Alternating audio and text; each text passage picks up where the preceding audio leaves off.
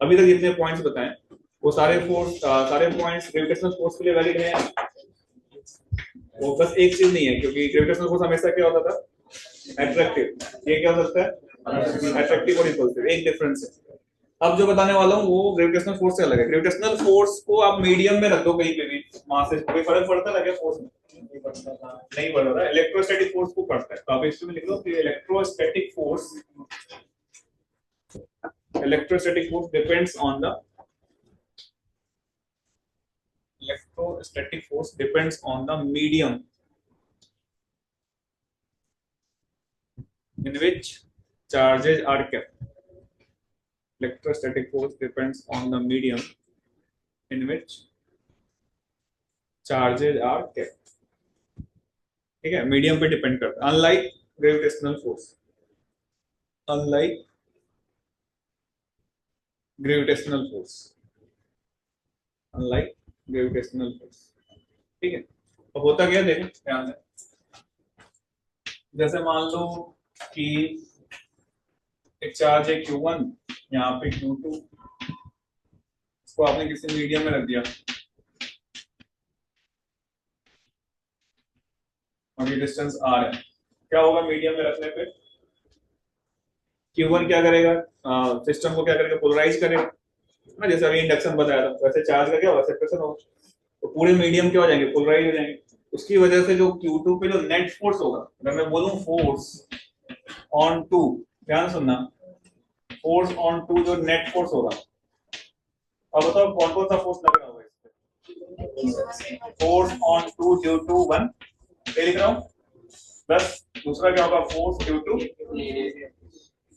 Medium polarisation. Yes और no? Polarisation तो syllabus में नहीं है। यस और नो? जो नेट इफेक्ट आता है मैं बताता हूँ। नेट इफेक्ट क्या होता है, ये जो फैक्टर था 1/4 पाई एप्सिलॉन, याद है ये चीज? इसमें एक और फैक्टर रहता है क्या, ER। ER को क्या बोलते हैं अपन, रिलेटिव परमिटिविटी। और ये वैल्यू कितनी हो जाएगी आपके यहाँ पे, Q1 Q2/R²। और ये जो ER की वैल्यू होती है वो हमेशा 1 से ज्यादा होती है। इसका मतलब फोर्स की वैल्यू क्या होगी, बढ़ेगी घटेगी?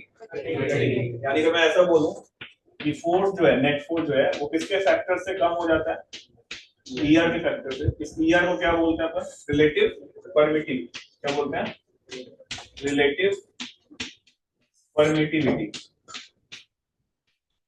इसका दूसरा नाम क्या है, डाइलेक्ट्रिक कांस्टेंट। इसका दूसरा नाम है डाइलेक्ट्रिक कांस्टेंट। कैपेसिटर में इसका अपन डिटेल में चर्चा करेंगे। जब इतना लिखो, इसका एक नाम है रिलेटिव परमिटिविटी और दूसरा क्या नाम है, डाइलेक्ट्रिक कांस्टेंट।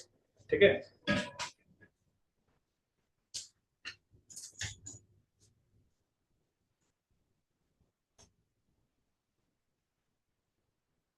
तो ध्यान देना इस कॉन्सेप्ट पे, जेई एडवांस में क्वेश्चन आया हुआ है ना। ऐसे ही मीडियम दिया हुआ था और सवाल में पूछा था force on two due to one, और 4 ऑप्शन थे। और जब प्रीवियस ईयर सॉल्व करोगे तो आपको एक सवाल मिलेगा force on two due to one. सवाल में था, ऐसे 4 ऑप्शन में था कि फोर्स विल डिक्रीज ना, फोर्स विल इंक्रीज, और या फोर्स की वैल्यू k q1 q2/r² होगी। क्या आंसर होना चाहिए? ध्यान सुनो, अभी मैं बताया। क्वेश्चन था कि force on two due to charge 1, फिर 4 ऑप्शन थे कि force will increase, force will decrease, force will remain same, और क्या रहेगा, रिमेन सेम। क्यों? क्योंकि सुपरपोजिशन लग के घट रहा है ना। नेट फोर्स की वैल्यू क्या हो रही है, यही आप बच्चे गलती करते हैं ना। आप जब एग्जाम में आते हो तो पूरा 250 नंबर आ रहे होते हैं एग्जाम सेंटर से बाहर निकलने, और आंसर मिलाने के बाद 100 नंबर पहुंच जाते हो। जैसे नो, ये सीधे मिस्टेक्स होता है। अभी मैंने क्या होता है नहीं, लेकिन उसको जेई ने कुछ एक्सप्लेनेशन बोनस नहीं देता, क्योंकि नेट की बात कर रहे हैं ना। जैसे अगर मैं बोलूं 2 पे फोर्स, बताया नहीं बात ना, ये है ना, ये मीडियम की वजह से निकालना है। नहीं, उन्होंने सीधे स्टेटमेंट बोला था फोर्स ऑन 2 ड्यू टू 1। हाँ, उन्होंने ये बोला था, लेकिन उन्होंने मीडियम की वजह से दिया था फिर। नहीं सर, इस पे वाला सवाल एक बार देखना, क्वेश्चन लेके आना ना। फोर, अगर मैं जैसे मैं अभी पूछूं आपसे फोर्स ऑन 2 ड्यू टू 1, क्या होगा? सेम होगा ना, लेकिन बाकी बच्चे क्या बोल रहे थे? मतलब उन्होंने ये लिखा था, लेकिन जेई ने फिर ड्यू टू मीडियम दिया था। मतलब नहीं, क्वेश्चन में देखना, वो सीधे बोला था चार्ज की वजह से बोला था, मीडियम नहीं बोला था। चार्ज की वजह से कोई फर्क पड़ेगा क्या?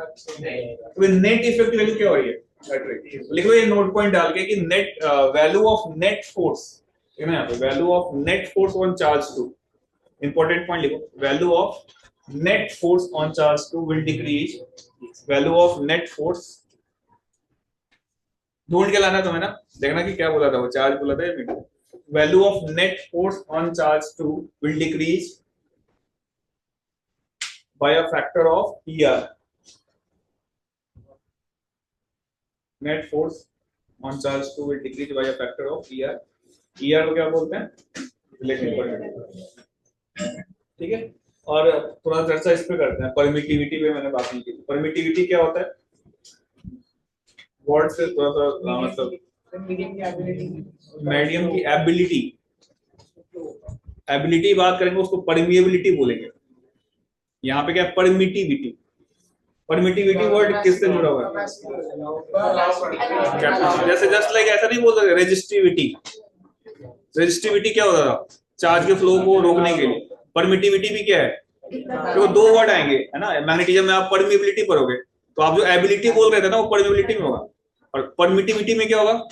जस्ट लाइक रेजिस्टेंस ऑफर कर रहा है इलेक्ट्रिक फील्ड के प्रोपगेशन, है ना। तो लिख लो परमिटिविटी के बारे में कि permittivity means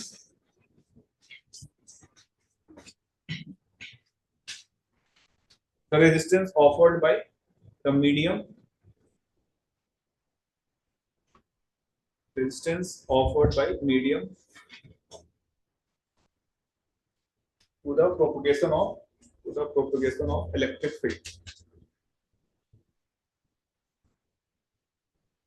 to the propagation of electric field.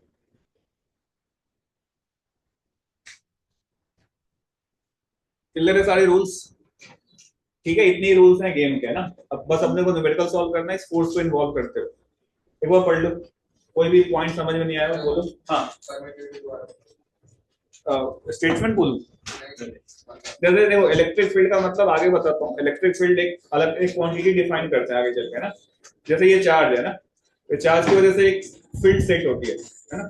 जैसे फ्री स्पेस में सेट होगी, किसी मीडियम में सेट होगी, मीडियम इसको सेट होने में थोड़ा सा टाइम लगेगा, यस और नो। तो ये मीडियम क्या करे, रेजिस्टेंस ऑफर कर रहा है इसके प्रोपगेशन। देखो जैसे अगर मैं बोलूं कि स्पेस में, स्पेस टाइम में एक इंफॉर्मेशन को एक जगह से दूसरी जगह पे जाने के लिए सबसे मिनिमम टाइम किसके द्वारा लगता है? किसके थ्रू लगता है? लाइट, है ना। सबसे ज्यादा स्पीड किसकी? लाइट की। तो ये जो इलेक्ट्रिक फील्ड भी मीडियम में कैसे प्रोपगेट करती है? स्पीड ऑफ लाइट के बराबर, है ना। तो जैसे मान लो कोई मीडियम है, उसके प्रोपगेशन को क्या करे, रेजिस्टेंस ऑफर करे, तो उसको क्या बोलेंगे अपन? परमिटिविटी। फ्री स्पेस के लिए कुछ अलग होगा, लिक्विड में क्या हो जाएगा, कुछ अलग होगा। क्लियर है? Now will solve some questions. तो इस पे अपन देखते हैं, जो भी मैंने आपको 4-5 पॉइंट लिखवाए हैं, इसी पॉइंट पे क्वेश्चंस करते हैं। सबसे पहला क्वेश्चन देखते हैं कितना आपको समझ में आया, जान पहचान कितना हुआ।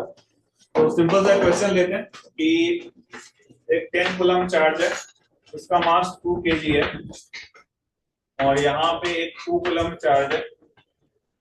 ऑनेस्टली खुद से सॉल्व करना है, 4 kg डिस्कस मत कर। और स्टार्टिंग में कुछ सेपरेशन है इनके बीच में। Draw the figure first. 10 coulomb charge 2 kg मास, फिर 2 कूलम चार्ज 4 kg मास दिया। ठीक है, स्टार्टिंग में कुछ सेपरेशन है, क्या होगा इनके बीच में? रिलीज कर दो, क्या होगा? रिपल्सन होगा। रिपल्सन का दोनों मूव कर रहे होंगे। लिखो कि after some time, after some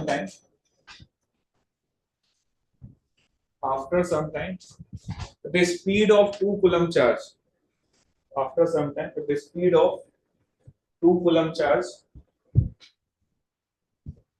is 10 meter per second, is 10 meter per second. And what will be the speed of 10 coulomb charge? ठीक है, फर्स्ट क्वेश्चन है। सेकंड लिखो, सेकंड पार्ट लिखो। if 2 coulomb charge is displaced right में by 1 meter, then how much 10 coulomb charge will get displaced at that instant? How much 10 coulomb charge will get displaced from its position, ना? ठीक है? Coulomb charge will get displaced from its position.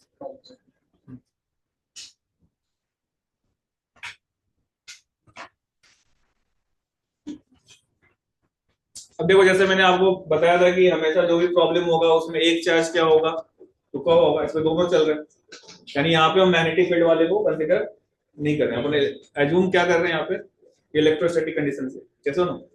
चलो फिर try करो कितना है।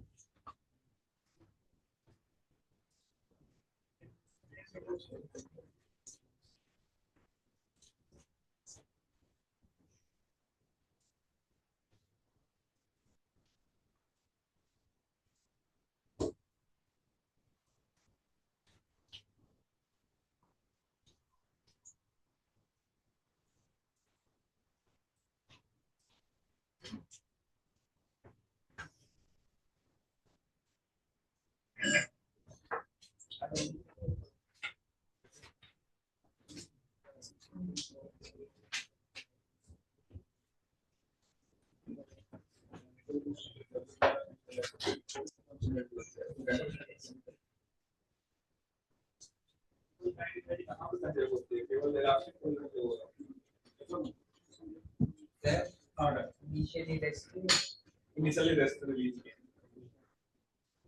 Rest release. After some time क्या नजर आया? Google की स्टोरी में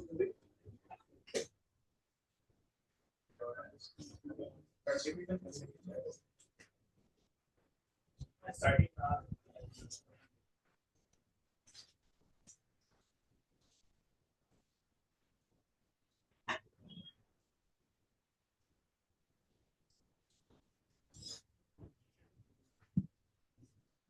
जो रूल्स ऑफ गेम लिखवा है ना 4-5 पॉइंट्स को ध्यान से पढ़ो, समझ में आएगा तो आगे तो 4 पॉइंट्स को भी तो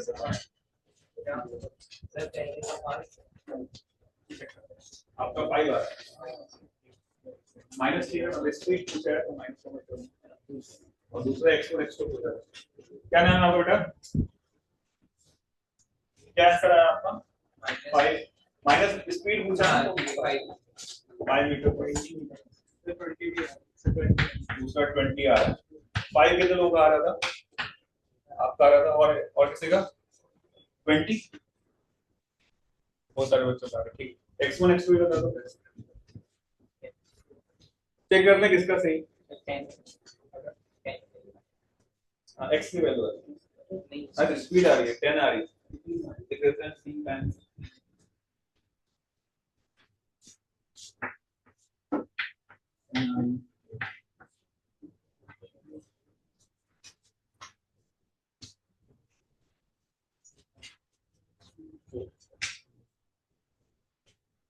क्या नाम है आपका? सही है 20 आ रहा है। मतलब 5 वाले ने क्या लगाया था कॉन्सेप्ट?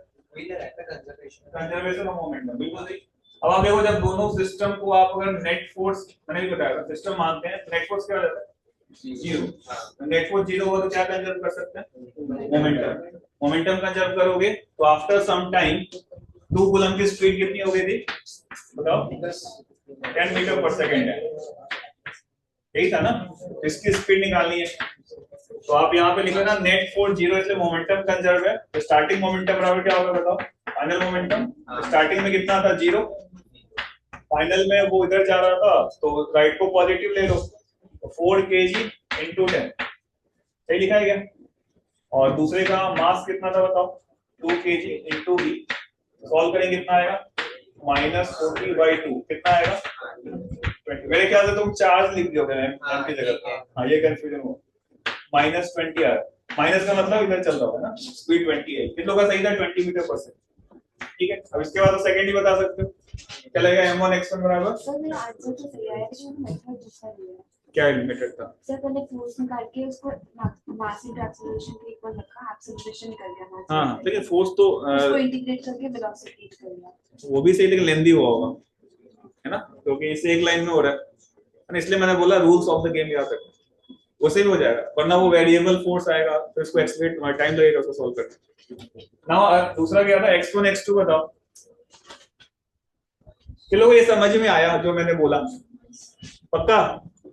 हाँ, सेकंड बताओ, अगर सेंटर ऑफ मास रेस्ट पे रहेगा, हाँ है ना, क्यों रेस्ट पे रहेगा? क्योंकि नेट फोर्स क्या है? जीरो। तो क्या लगेगा? m1 x1 बराबर m2 x2।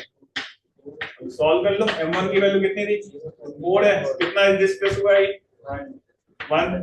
m2 कितना है? 2 है, x निकालना है, x की वैल्यू कितनी आएगी? 2 मीटर का। यही आंसर होना चाहिए, ठीक है? तो ये किस पे था, किस प्रॉपर्टी पे क्वेश्चन था? एक्शन रिएक्शन पेयर सिस्टम मान लो तो नेट फोर्स क्या हो जाता है? जीरो। नेट फोर्स जीरो हो गया, क्या कंजर्व होगा? अरे आ रहा है बात? सेकंड क्वेश्चन देखते हैं, प्रिंसिपल ऑफ सुपरपोजिशन। सिंपल सवाल ले रहा हूँ ताकि हर एक बच्चा सॉल्व करे। कुछ बच्चे तो सॉल्व कर पा रहे हैं, कुछ का पेन ही नहीं चल रहा, काइनेटिक एनर्जी कंजर्व कर रहे हैं खाली।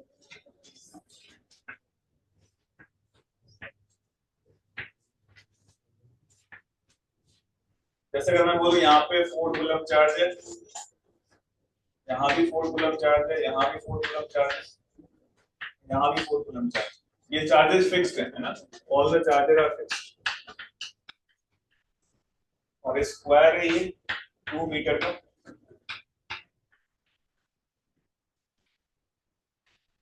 किसी भी एक पॉइंट चार्ज पे नेट फोर्स बताना कितना होगा, find out the net force.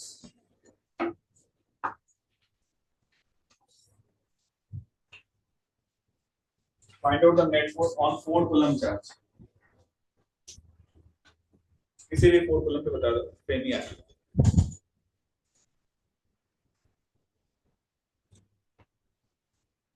ये ऑनलाइन में क्या नाम है इसका? तवीज विहान, समझ में आ रहा है तुम लोगों को? Yes sir. ठीक है बेटा, कोई दिक्कत होगा बोलना है ना? Yes sir. ठीक।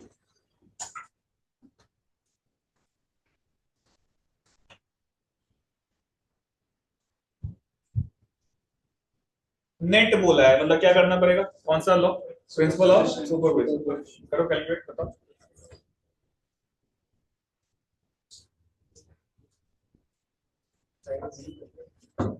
दिया है 2 metre square, all the sides are equal.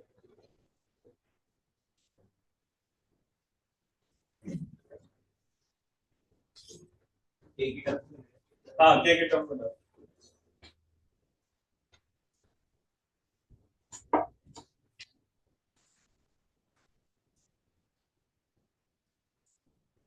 Ten क्या है? इसका है 10 क्या आपका है? हाँ,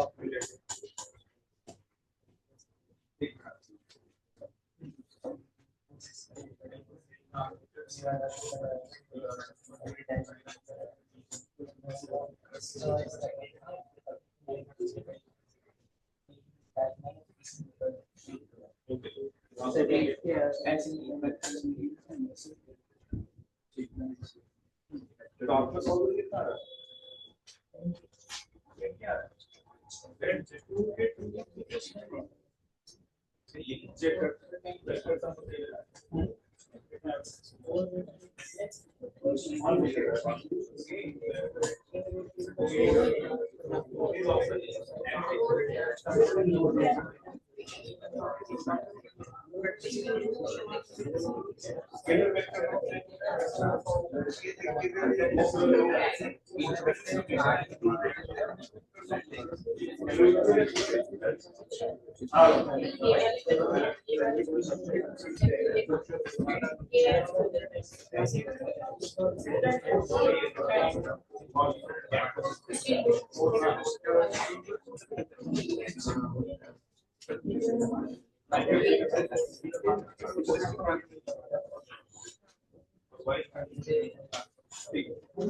तो फाइनली आई के देखते हैं तो मैग्नीट्यूड निकाल लो।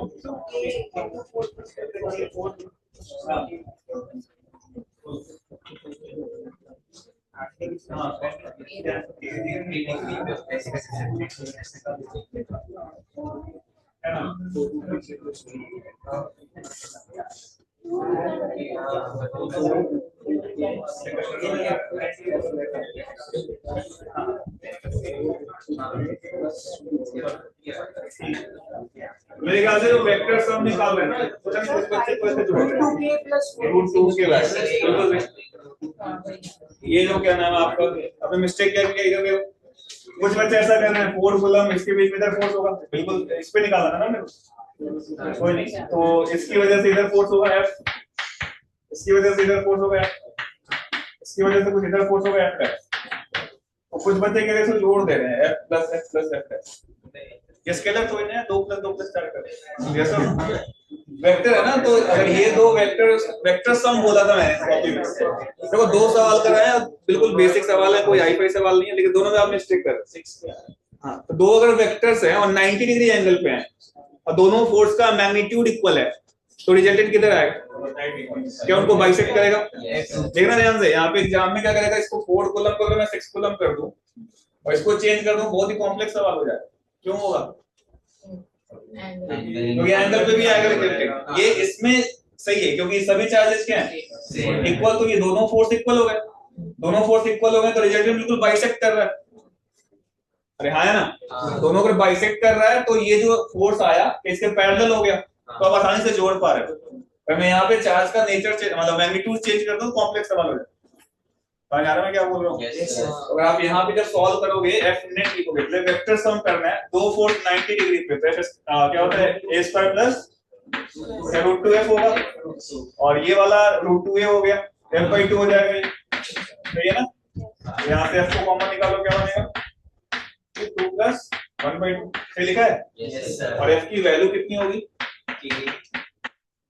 k21 by r² ये ना k की वैल्यू r² कितना हो जाएगा ये k टाइम्स 2 सर r² 4 है तो 4 के आ रहा है नहीं तो यहाँ पे क्या हो जाएगा आपका ये रहा तो 2 + 1 कितनों का सही था ये ठीक मिस्टेक समझ में आया नेक्स्ट करते हैं कुछ और सवाल करते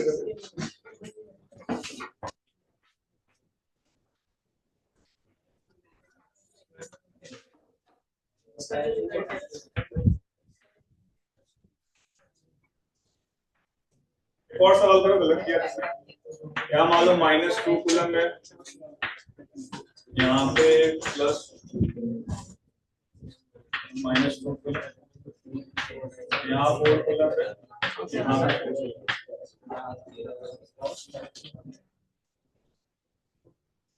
प्लस कूलम -2 बीच में चार्ज है 1 कूलम स्क्वायर वही है सेम 1 मीटर साइड ले लो find out the net force on 1 coulomb charge एक और सवाल है प्रिंसिपल ऑफ सुपरपोजिशन सही करके बताएंगे सब स्क्वायर है साइड 1 मीटर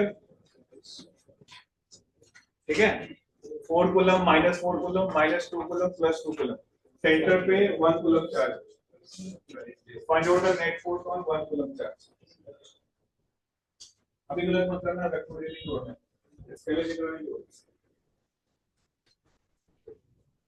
हाँ बीच में चार्ज सेंटर पे 1 कूलम चार्ज बिल्कुल सेंटर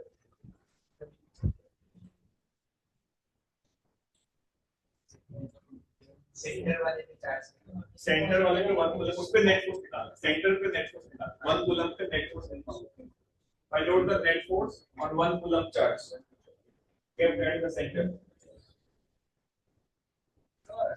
-2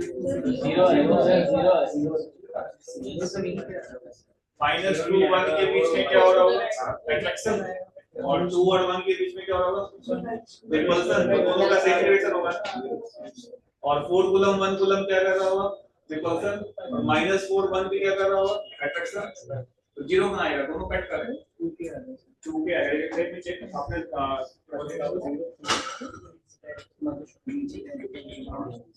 उनके बीच में रिजल्टेंट आएगा तो वो हो सकता है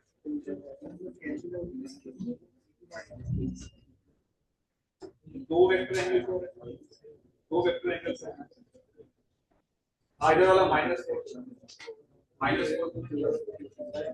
0 नहीं आएगा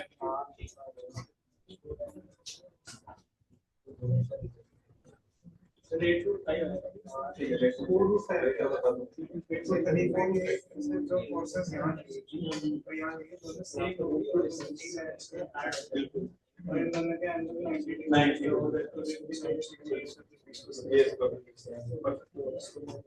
डायगोनल कितने बाइसेक्ट करते हैं 8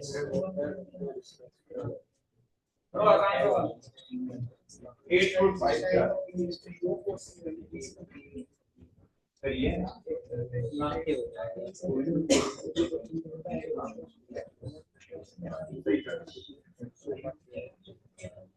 तो जो इसमें कितना एंगल है 90 और ये स्क्वायर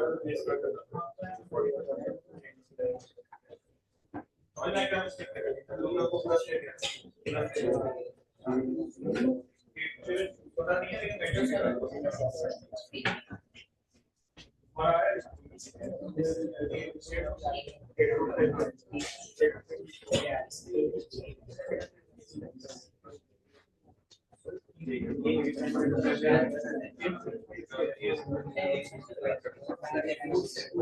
सबका आ गया क्या? क्या मिस्टेक था? तो इधर देखो जीरो नहीं होगा, माइनस वाला इसको क्या कर रहा है अपने तरफ अट्रैक्ट कर रहा है और ये 2 वाला भी इसी में होगा। दोनों वेक्टर पैरेलल हैं तो अपन बोल सकते हैं इसको अपन F नेट हो गया F। अरे आया ना। सिमिलरली माइनस वाला इसको अपनी तरफ अट्रैक्ट कर रहा है और ये भी इसको क्या कर रहा है रिपेल सेम डायरेक्शन में। तो कितने वेक्टर बचेंगे नेट? 2 ही होंगे ना। इन दोनों की वजह से इधर आ गया, इन दोनों की वजह से इधर F डैश आ गया और दोनों के बीच में कितना एंगल होगा 90। तो रिजल्टेंट कितना आएगा बताओ, बोलो सब लोग। अंडर रूट ऑफ F का स्क्वायर प्लस F डैश का स्क्वायर। अरे यस और नो? F की वैल्यू कितनी होगी बता सकते हैं? F की वैल्यू क्या होगी 2 टाइम्स F, मैंने इसको बोला है 2 टाइम्स K। Q1 कितना है 2 इंटू क्या है 1 अपॉन R की वैल्यू कितनी होगी रूट 2A बाई 2 नहीं रूट 2A की वैल्यू कितनी है 1 बाई 2 का स्क्वायर। सही लिखा है क्या मैंने? अरे आया ना। F डैश भी सॉल्व कर लो। F डैश की वैल्यू क्या होगी ट्वाइस इनटू क्या होगा K इनटू कितना था बताओ 4 इनटू 1 और डिस्टेंस कितना है आपका रूट 2 इनटू 1 बाई 2 का स्क्वायर। कितना आता है इसको कैलकुलेट करके बताओ। 4 के आता है 8 के आता है। ठीक है, दोनों का आप यहाँ पे स्क्वायर कर सकते हैं। अरे बात समझ में आया नहीं आया? प्रिंसिपल ऑफ सुपरपोजिशन समझ में आया? चलो का सही था ये, आई होप सबका सही होना। गलत हो गया क्या मिस्टेक हो?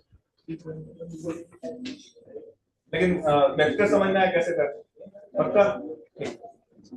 चलो 1-2 सवाल और करते हैं। जैसे मान लो यहाँ पे क्या समझना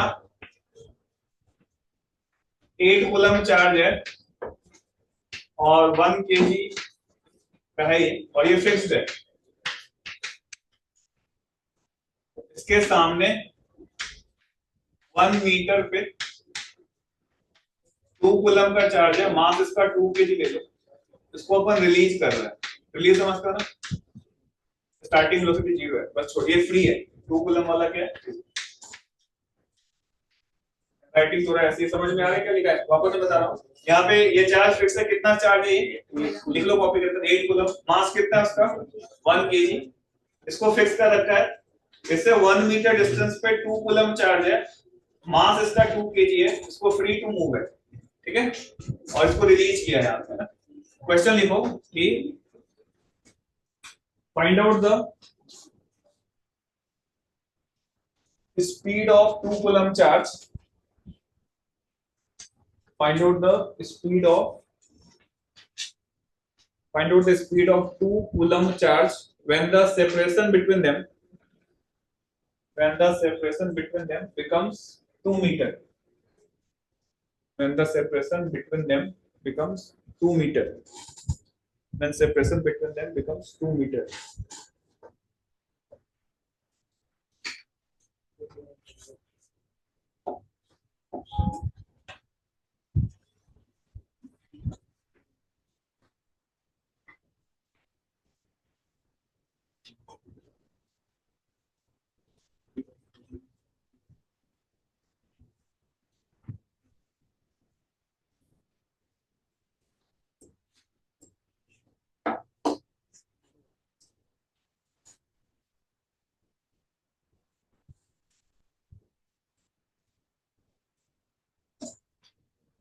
एक चार्ज फिक्स्ड है, वो सोर्स चार्ज है, दूसरा चार्ज मूव कर रहा है, वो डेड चार्ज है। उनके बीच में जब सेपरेशन कितना है 2 मीटर तो कितनी होगी फीट।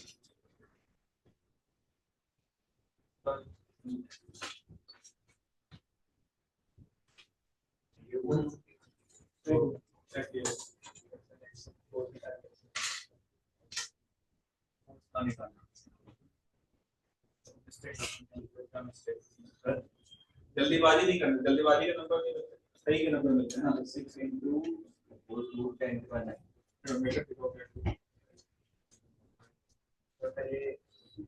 सर 4 निकाल के 48 सर 4 निकाल के एक्सेलरेशन निकाल v square equal to 2x s की वैल्यू बन जाएगी।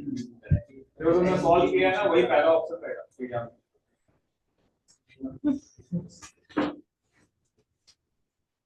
देखो बहुत सारे बच्चे क्या कर रहे हैं, टाइम कितना कितने क्लास है 45 इधर टाइम हो गया बता देता हूँ। देखो बहुत सारे बच्चे क्या कर रहे हैं, सीधे फोर्स बराबर क्या कर रहे हो मास इनटू एक्सेलरेशन कर रहे हो।